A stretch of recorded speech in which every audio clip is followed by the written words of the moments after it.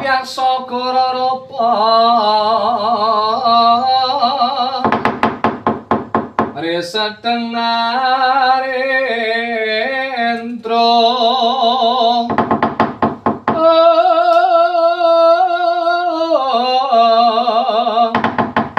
yaksa lakuning kang walya ingkang gembira marang angisisung metu Prabowo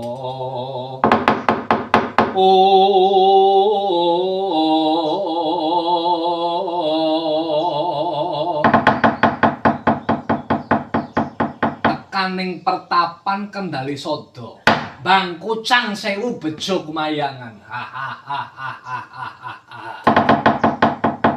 iki sing dadi bebantening negara Ngastina. Anoman kowe mapan kepara nyata.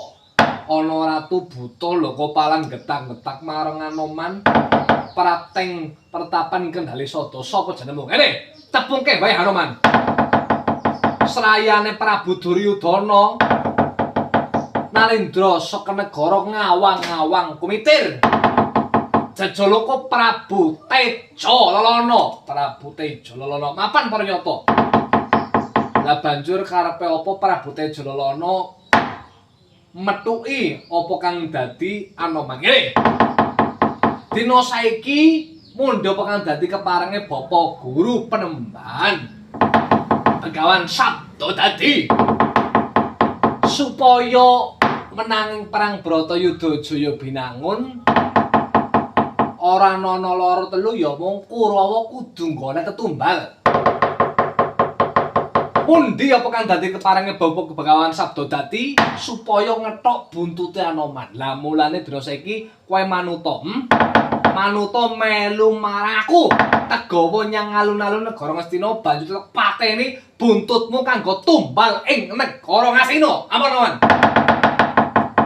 Gonjang-ganjing langit kelap-kelap katon terekene cangeng aris arisang mawe gandrung Teja Lelana Anoman ki mau dudu lempung kang kanjengan nyawa janto aku iki wujuding kethek ning mbok yo aja sewenang-wenang marang samane wong urip